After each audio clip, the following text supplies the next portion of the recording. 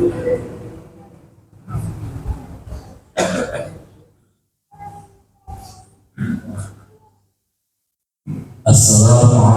warahmatullahi wabarakatuh. Bismillahirrahmanirrahim. Alhamdulillahi rabbil alamin. Wassalatu wassalamu ala asyrafil anbiya'i wa imamil mursalin sayyidina wa habibina wa maulana Muhammadin wa ala alihi wa sahbihi ajma'in. Hasbunallahu wa ni'mal wakil, ni'mal maula wa ni'mal nasir, wa la hawla wa la quwwata illa billahil aliyyil azim. Allahumma anfa'na bima 'allamtana wa 'allimna ma yanfa'una bi rahmatika ya arhamar rahimin. Amin ya rabbal alamin. Al-Mukarramun seluruh pengurus DKM Masjidnya Al-Faroqah, Ketua DKM Bapak Diatur Bapak, semoga senantiasa Allah melihat beliau, seluruh para asatidz, guru kita, sesepuh kita yang senantiasa membersamai kita. Semoga beliau yang terhormat Bapak Ustaz Haji Rosim, Bapak Sayuti, Bapak Ustaz Tuhan, Bapak Syakto, dan seluruh para Bapak Haji sesepuh lainnya, semoga senantiasa Allah jaga kesehatannya. Seluruh jamaah Bapak Ibu serta pemilik majelis ilmu, Mas Farul, Pak Haji, beliau dan seluruhnya, semoga kita semua senantiasa Allah sehatkan bagi batin kita, Allah tambah-tambah keberkahan hidup kita, Allah istiqomahkan kita di dalam kebaikan, dan telah diwafatkan dalam keadaan husnul khotimah. Amin ya rabbal alamin. Alhamdulillah wa syukurillah, pada kesempatan malam hari ini kembali Allah hubungkan kita di taman surga Allah, melanjutkan kajian kitab Tasawwuful Ibad, dan kita berada di bulan Rabiul Awwal, bulan Maulid baginda Nabi Muhammad SAW. Kita berbanyak membaca sholawat dan menghidupkan sunnahnya. Semoga kita benar-benar diakui sebagai umatnya dan mendapatkan syafaatnya. Amin ya rabbal alamin. Bapak Ibu dirahmati Allah, tadi saya mau berangkat ke sini, tiba-tiba ada dua orang ibu-ibu tamu, katanya sakit, kita dibikinin air. Saya bilang nanti ya Bu pulang ngaji. Jam berapa Pak Ustaz? Ya jam 8 setengah 9. Sekarang aja Pak Ustaz. Makanya saya hanya terlambat sampai sini. Kadang-kadang begitu Bu, mungkin olah kasihan, ibu-ibu dan sampai rumah. Selesai saya latihannya Bu, kita sholat jamaah di rumah. Habis sholat saya baru kembali. Jadi saya naik motor kesini kayak orang tidak sadar. Tahu-tahu sampai sini aja. Saya lihatnya loh kok cepat, tujuannya tidak sampai sini. Padahal biasanya 10 menit lebih. Alhamdulillah sampai sini pasnya. Saya lihat jam 7 menit. Biasanya saya 15 menit sampai sini. Nah ini semoga inilah pertolongan Allah. Bapak Ibu jangan yang dirahmati Allah. Kita lanjutkan. Masih pada bab sudasi, dan kita sekarang masuk pada makalah yang ke-6. Bismillahirrahmanirrahim. Wal maqalatus sadisatu. Makalah yang ke-6. An Aliyin, datangnya dari sahabat Sayyidina Ali radhiyallahu anhu, semoga Allah selalu meridainya. Wa karrama wajhahu, dan semoga Allah memuliakan wajahnya. Annahu, sesungguhnya Sayyidina Ali menyampaikan nasihat untuk kita semua. Isi nasihat beliau, Man jama'a sittata khisal. Man siapa saja jama'a yang mengumpulkan sittata khisal, 6 sifat atau 6 sikap di dalam dirinya, lam yada, maka dia tidak akan meninggalkan lil jannati, untuk surga, matlaban, sebagai prioritas kehidupannya.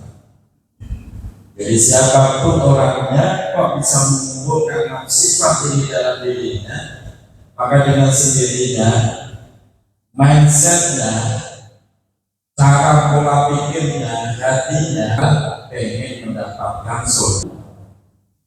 Dia sudah tidak lagi berpikir keuntungan duniawi.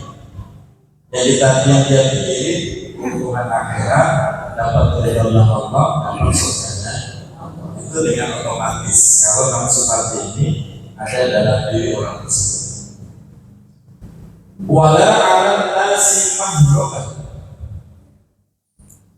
Wala, dan dia tidak akan meninggalkan anak nasi, dari orang-orang, dari manusia, mahroban, itu sebagai tempat pelarian.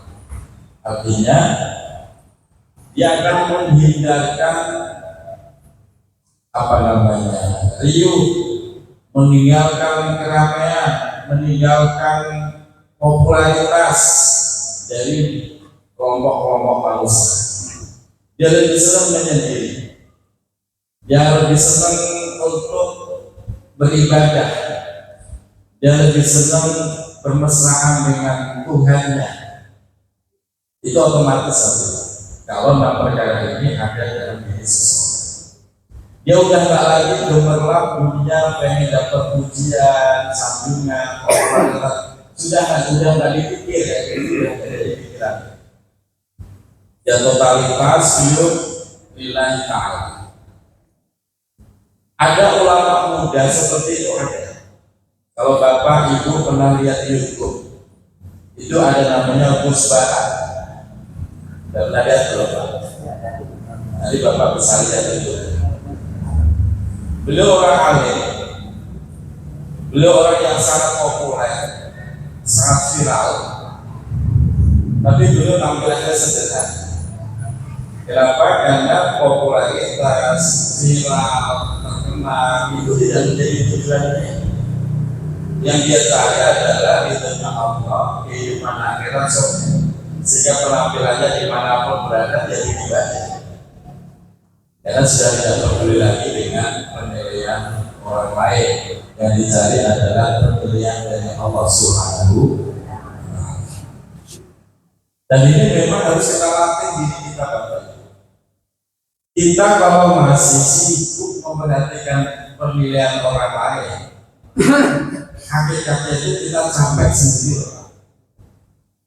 Bu, capek sendiri. Mau berangkat ngaji pakai baju ini, pantas apa enggak ya? Kira-kira orang ngomongnya gimana? Lu kayaknya nggak pede deh, ganti lagi, ganti baju lagi. Udah ganti warna kuning, udah ngaca muter. Nggak depan doang ya, katanya muter. Mikir lagi, pakai kuning kan orang nilainya beda. Nggak pede, nggak magic ya, ganti lagi. Kita yang capek sendiri kalau terus dikirim penilaian orang lain. Makanya kita latih diri kita. Yang kita cari itu nilai dari Allah. Yang begitu Bapak Ibu nggak capek-capek, nggak harus begini, nggak harus begitu. Pokoknya lagi nyaman pakai itu ya pakai. Ntar orang ngomong, udah nggak usah dipikirin omongan. Namanya omongan itu nggak ada selesainya. Betul. Pokoknya Bapak Ibu nyaman dan ini juga menutup aurat. Semoga dapat ridhonya Allah, udah selesai. Mau pakai kemeja, mau pakai hem, mau pakai jas, yang penting nyaman tidak peduli dengan orang ngomong apa, itu Bapak Ibu bebas dari begitu tuh hidup Ibu akan nyaman. Tapi kalau terus dikirim dengan orang lain capek, itu capek sendiri. Nah, ini yang harus dilatih. 6 sifat, 6 perkara itu apa? Awalnya yang pertama dari 6 sifat tersebut, Ar-Rafallah Ta'ala, yaitu Ar-Rafa, ketika seseorang mengenal Allah Ta'ala, yaitu mengenal Allah Subhanahu wa Ta'ala. Kalau orang itu mengenal Allah dengan baik, fa'ata'ahu, maka dia pasti akan mentaati Allah. Pertanyaannya, Bapak udah kenal Allah belum? Wih, Bapak Islam udah berapa tahun? Bu, Ibu Islam udah berapa tahun? Jadi kecil kan? Udah kenal Allah belum? Kenal, bagaimana cara mengenal? Apa yang bisa kita kenal dari Allah? Ini yang harus kita latih. Semakin bagus kita mengenal Allah, semakin bagus cara kita beribadah kepada Allah. Tapi kalau orang itu nggak kenal baik dengan Allah, jadi ibadahnya kasar. Kalau lagi pengen sholat ya sholat, atau lagi nggak pengen, ya enggak. Jadi sholatnya itu utang. Jangankan ke Allah, jangankan kita gambarkan bina Allah kita. Bapak kenal nggak Pak RW? Kenal baik, kenal banget, pasti akan berbeda sikap kita. Ketika kita kenal tapi nggak kenal baik, nggak kenal banget, pasti sikap kita beda. Ketika kita kenal Om Rio, kenal banget, pasti sikap kita beda. Begitu kita kenal Om Rio, kenal banget, lahir-lahirnya kita makin sayang sama dia. Kira-kira begitu. Bapak saya nggak sama dia.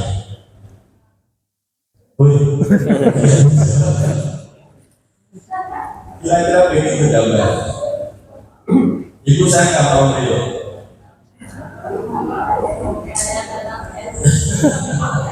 Iya kira-kira. Ngomong saya nggak ada masalah.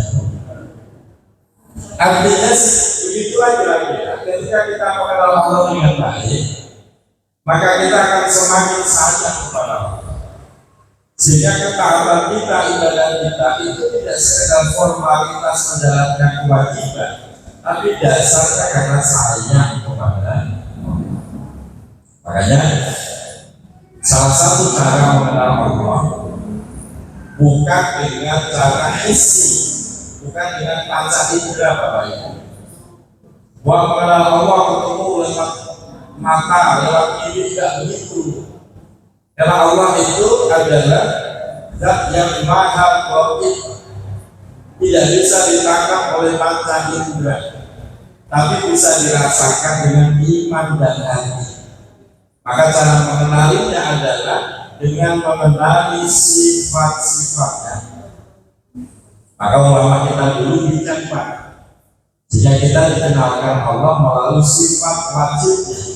Ada berapa sifat wajibnya? 20. Masih apa enggak? Al-wujud idamah mukhalafadulil hawadisi iyamuhu wahdaniyah kudrati Allah ilmu hasanah basor kalam qawirun Ayat ayat sami'at basiran murakan iman. Dulu waktu kecil di musola, di masjid, semua pujiannya pakai itu. Betul? Sehingga kita jadi hafal karena tiap hari dengar. Tapi anak sekarang, ibu tes anak sekarang, nggak ada yang hafal, betul ya? Makanya ini DKM di sini para pembiak tasik coba dimulai lagi ujiannya pakai mengembangkan sifat wajibnya. Itu sifat wajib Allah yang harus kita ketahui Bapak Ibu. Dengan mengetahui sifatnya kita kenal Allah dengan baik. Contoh, sifat Allah apa? Wujud. Allah itu wujud. Bagaimana wujudnya Allah? Bagaimana wujudnya Allah? Nah ini kita kenal. Itu bukti wujudnya Allah. Adanya langit dan bumi. Bagaimana wujudnya Allah? Wujudnya Allah tanpa ada yang mewujudkan. Beda dengan manusia. Kita wujud karena ada perantara. Perantara siapa? Bapak Ibu. Bapak Ibu wujud karena ada perantara. Bapak Ibunya terus. Dan Allah tidak seperti itu. Wujudnya Allah tanpa sebab, tanpa perantara. Wujud di nafsi, wujud dengan dada. Dan wujudnya Allah kekal, tidak berubah-ubah dan tidak rusak. Beda dengan kita, wujudnya kita berubah-ubah. Dulu waktu 1 tahun, 2 tahun, bapak-bapak kelihatan dulu. Semua orang pengen nyanyi. Usia 1 tahun, 2 tahun. Dan sekarang usia 60. Bawahnya pengen nyanyi apa pengen cita?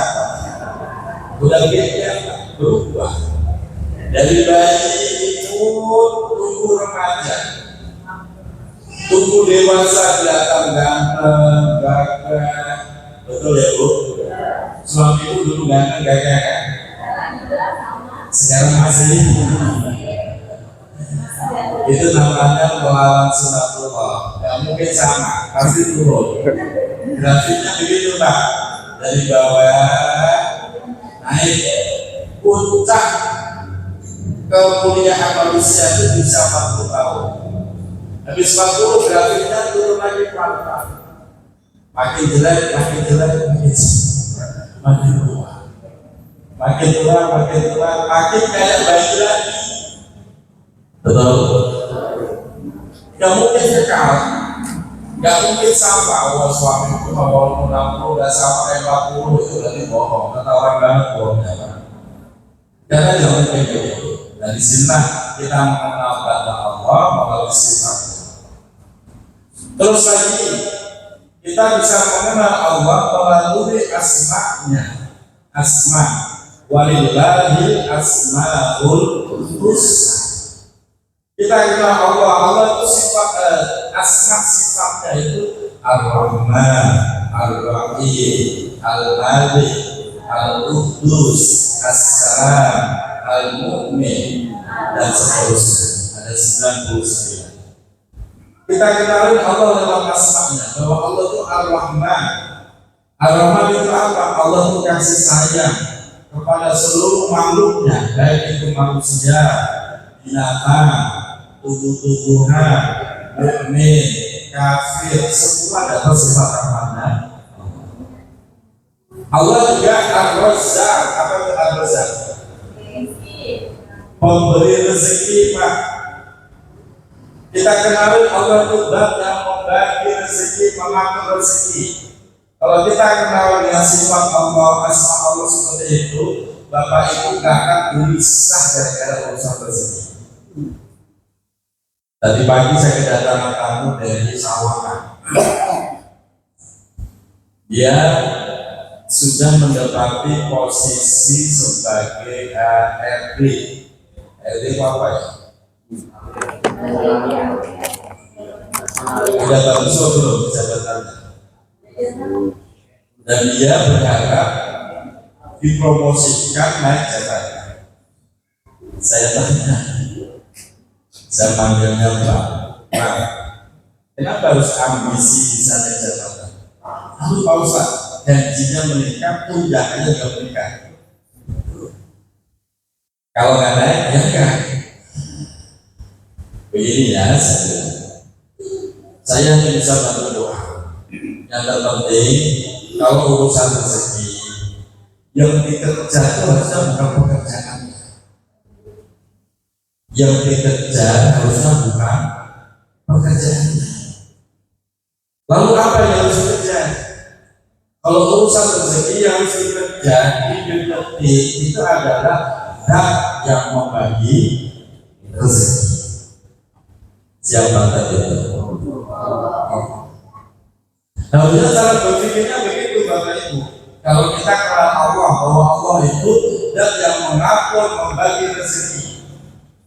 Harusnya dikejar bukan pekerjaan, mengapa kita sampai mengejar pekerjaan? Yang dikejar itu zat yang membagi rezeki. Kita kejar Allah, kita rayu Allah, biar Allah mau membagi rezeki sesuai dengan yang kita inginkan. Teorinya kan begitu harusnya.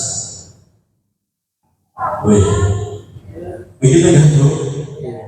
Kalau kita kerja pekerjaan, dapat tuh pekerjaan, dapat. Cuma rezeki belum tentu dapat. Belum tentu.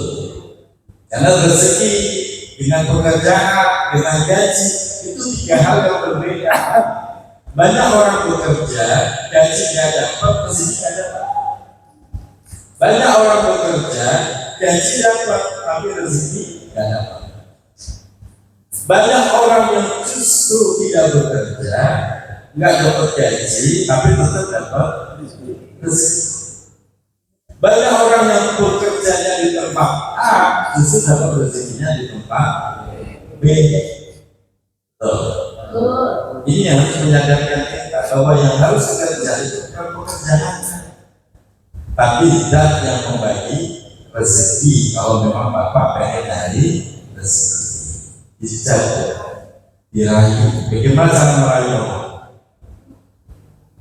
Kita tanam, kita kerjakan perintahnya, kita rayu dengan memuji-mujinya dan zikir. Itu cara kita merayu. Dengan begitu Bapak Ibu, Bapak yang akan dikejar rezeki. Mau milih yang kejar rezeki apa dikejar rezeki? Kejar. Bapak gimana Pak? Kejar. Milih kejar rezeki apa dikejar rezeki? Kejar. Kalau Bapak ikut tadi beratur sendiri tuh. Dan rezeki itu ada dua. Ada rezeki atau hukum. Ada rezeki yang kamu harus kejar. Itu kelompok pertama. Jadi dia itu yang dikejar rezeki. Kelompok kedua ada rezeki yang dulu bukan. Di mana rezeki akan mengejar diri. Itu kelompok. Nah, kalau kita kembali masuk kelompok kedua dikejar rezeki, maka Bapak itu harus pintar-pintar merayu Allah Subhanahu wa Ta'ala. Bisa dipahami Bapak Ibu? Begitu. Kalau kita mengenal Allah, tapi kalau orang itu nggak bisa mengenal Allah dengan baik, yang ada kehidupan dia itu marah mulu, panik mulu, tulisan mulu, takut mulu bawaannya. Ya, besok kerjaan apa? Besok duit dari mana? Nggak pernah kerja. Besok makan bagaimana? Jumat depan masih banyak hari saja. Yang ada tulisan panik mulu orangnya. Yang ada begitu, betul. Tapi kalau Bapak kenal Allah dengan baik, Bapak akan jadi orang yang tenang. Dibilangin istri, Pak, besok itu bayar SPP, Bapak tenang. Ya Bu, insya Allah. Tinggal tugas Bapak kerja semampunya. Yang penting rayu Allah lebih baik. Gimana cara merayu Allah? Ya bangunlah di sepertiga malam terakhir, sebut nama Allah, ya Allah, ya Rahman, ya Rahman. Ini enggak, malah yang dikejar pekerjaannya, dia capek. Kerja semampunya, sesuai bakatnya masing-masing. Yang perlu ditingkatkan adalah bagaimana kita bisa mengejar Allah dan yang membagi rezeki. Itu teorinya harus. Nanti Bapak Ibu hidupnya akan lebih nyaman, lebih damai, tenang, beres-beres urusan. Malah ada lebih parah tuh Pak, kemarin jamaah itu lucu. Suaminya yang curhat ke saya. Dia dulu habis ngaji, mampir ke rumah, cerita jadi doain ya. Ya selalu saya doain dan aman, datang. Masa istri hamil lagi? Itu bahasa dia itu kayak bahasa bersalah. Masa istri hamil lagi? Karena bahasa begitu satu balik. Emang siapa menghamili itu kan begitu. Yang mengambil saya, jadi kenapa bahasanya seperti itu?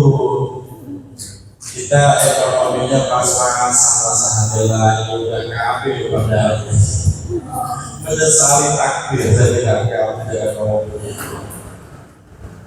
Kamu namanya menyesali takbir. Orang kalau mereka saling takbir, bukannya bagus kalau tambah babak buruk. Terus gimana? Ya udah kan? Udah ya sudah disyukuri, jangan pernah berpikir malah diaborsi, jangan disyukuri. Nah rezekinya gimana? Udah salah gimana? Jangan lagi. Siapa yang harus dulu kamu yang kerja? Saya bilang Bapak Ibu, anak setiap manusia baik pemuka bumi bahwa rezekinya masing-masing. Anak nggak bakal mengurangi rezekinya orang tua. Terus cuma rezeki anak dilewatkan orang tua. Dapat jangan khawatir, rezeki anak itu ada sendiri. Lewatnya bisa lewat orang tua. Jadi Bapak jangan khawatir masalah anak. Makanya kalau nanti rezeki anak sudah disalurkan semua dan beres, ya sudah, nanti rezeki Bapak yang dikurangi lagi sesuai kebutuhan anaknya beres semua ya. Gitu. Tadi kalau anak enam-enamnya masih butuh biaya, ya Bapak kasih rezeki yang banyak buat biaya anak itu beres. Tapi bila anak sudah selesai semua, rezekinya dikurangi lagi. Coba Bapak yang merasakan. Kemarin waktu anak masih pada butuh biaya banyak, dia kan butuh banyak rezekinya. Dan jika anak sudah beres semua, rezekinya jadi kurangi lagi sesuai kebutuhan. Jangan khawatir. Itu yang pertama, kita kenali Allah. Dengan begitu, yang jadi pikiran kita hanya taat, pengen cari ridhonya Allah, pengen mendapatkan surganya Allah. Yang kedua, wa'arrafa syaitana fa'asahu. Wa'arrafa yaitu ketika seseorang mengenal asyaitana yaitu setan. Ibu udah kenal setan belum? Belum, udah kenal setan atau belum kenal setan? Bapak udah kenal setan belum? Udah pernah kenalan? Atau jangan-jangan Bapak udah pernah jadi setan? Beda. Begini Bapak, ketika seseorang mengenal sifat karakter setan, fasol maka dia akan mudah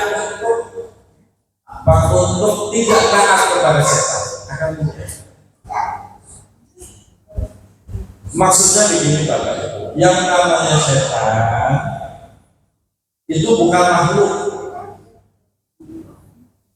Yang namanya setan itu bukan makhluk, tapi sifat. Selama ini Bapak memahami setan itu makhluk.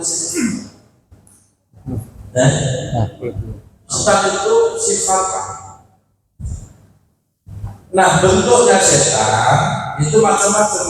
Ada yang terbuat dari jin, ada yang terbuat dari manusia. itu bentuknya setan. Jadi sifatnya itu setan, makhluknya bisa manusia, bisa jin. Nah, kita kenal itu sosok setan itu seperti apa, karakternya bagaimana. Kalau kita kenal, maka kita akan lebih mudah untuk menghindar dari gangguan setan. Apa karakter setan? Satu,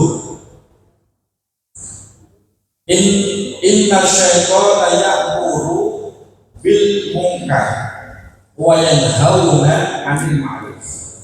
Setan itu akan menyuruh seseorang berbuat munkar, wa yanhauna 'anil ma'ruf, dan menghalang-halangi orang yang berbuat baik. Setiap kali Bapak berhadapan dengan seseorang kok ngajakin berbuat munkar, berarti orang itu adalah setan. Cuma wujudnya siapa pun itu. Maka waktu itu pernah saya bahas, manusia itu wujudnya macam-macam. Bisa wujudnya seperti suami, bisa wujudnya istri, bisa jadi wujudnya adalah anak.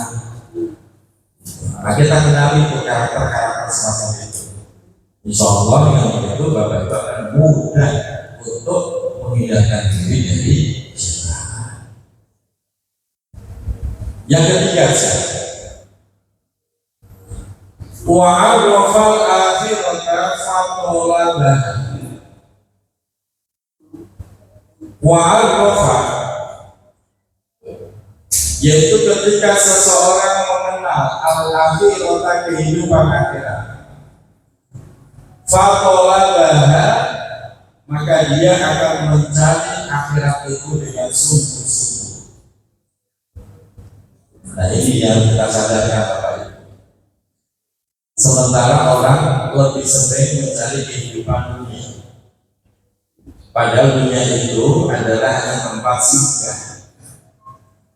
Tempat kita yang menjadi kekal selama-lamanya adalah akhirat.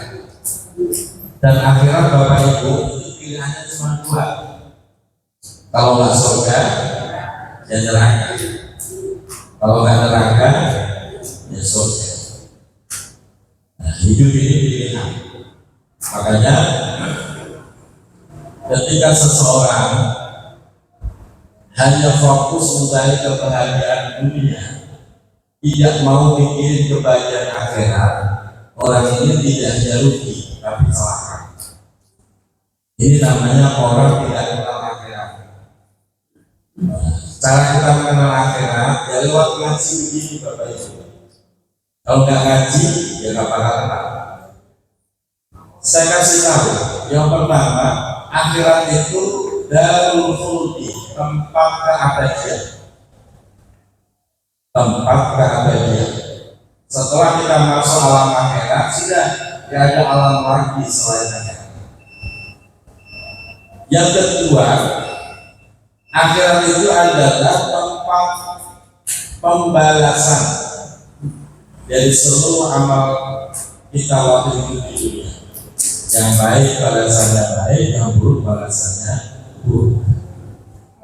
Yang ketiga, akhirat itu adalah tempat penyesalan. Tempat penyesalan. Siapapun orang yang sudah terlanjur mati masuk ke alam akhirat, semua pasti nyesel. Yang sudah rajin saja nyesel, apalagi yang malas sama nyesel. Dan yang berikutnya, akhirat itu adalah kehidupan yang sebenarnya. Sementara dunia ini itu ibarat orang yang sedang tidur, yang asik dengan mimpi-mimpinya. Ada yang mimpi sebagai pejabat, asik dengan jabatannya. Ada yang mimpi sebagai politikus, akhir dengan politiknya. Ada yang lagi mimpi sebagai pedagang, dia asik dengan dagangannya. Begitu mati, dia sadar bahwa kehidupan sebenarnya itu adalah di akhirat.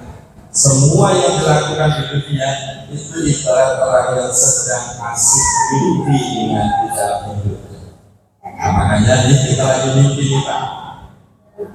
Pastikan mimpi kita ini adalah mimpi yang baik, sehingga akan menghasilkan kebaikan di kehidupan akhirat. Terakhir sebagai penutup, sebelum tutup kita ambil bahwa orang itu mati 2 kali, hidup 2 kali. Sudah tahu pengumuman ini belum Bapak Ibu? Orang itu mati 2 kali, hidup 2 kali. Saat ini kita mengalami hidup yang pertama. Jadi pertama itu Pak, proses manusia itu berangkat dari kematian dulu. Dari kematian, terus hidup, terus mati, terus hidup. Pertama kita berangkat dari kematian. Kapan itu? Ketika ruh masih di alam ruh. Ruh tanpa jasad disebut mati.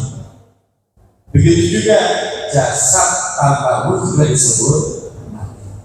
Selama ruh belum ditiupkan ke jasad, statusnya masih mati. Itu kematian kita yang pertama. Begitu ruh sudah ditiupkan ke jasad kita di usia kandungan 4 bulan, terus dilahirkan ke muka bumi, inilah kita mengalami kehidupan yang pertama, fase pertama. Habis mati, hidup. Habis hidup, mati. Jadi rencananya kita semua bakal dimatikan oleh Allah. Mau apa enggak? Ya harus mau, memang dipaksa. Harus mau. Pertama ketika mati, dipaksa Allah harus hidup. Dipaksa Pak. Sekarang kita sudah hidup, nanti akan dipaksa lagi akan mati. Setelah mati akan dipaksa Allah untuk hidup. Kehidupan kedua itu ya kehidupan yang sebenarnya. Setelah kita hidup, wa ilaihi nusyur, kita akan kembali kepada Allah. Pilihannya kalau nggak surga, neraka. Ibu mau kemana? Mampir ke neraka dulu nggak? Kali ada yang mampir. Ya semoga nggak pakai mampir. Bapak Ibu udah tahu belum rahasia dia nggak pakai mampir ke neraka? Udah tahu belum caranya dia langsung masuk surga nggak usah mampir ke neraka? Udah tahu belum Pak? Tadi kok pede banget langsung surga? Saya kasih tahu caranya Pak. Bu, kalau pengen nanti langsung surga, nggak pakai mampir ke neraka, caranya satu, pastikan besok kita mati nggak bawa dosa.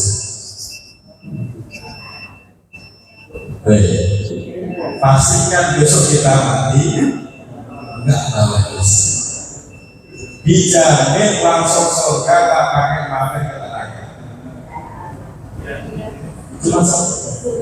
Cuma pertanyaannya model kayak kita nih, kira-kira besok matinya bawa dosa apa Pak? Ya, jadi langsung jadi hampir ya. Semoga yang mumpung masih hidup Pak, kita mohon ampun kepada Allah, kita saling memaafkan, besok mati sudah ada Pak dosa. Kalau masih bawa dosa, yang mau nggak mau pasti hampir nggak disiksa Bu, dibersihkan saja dosa. Ya, semoga kita semua bersyukur. Assalamualaikum warahmatullahi wabarakatuh.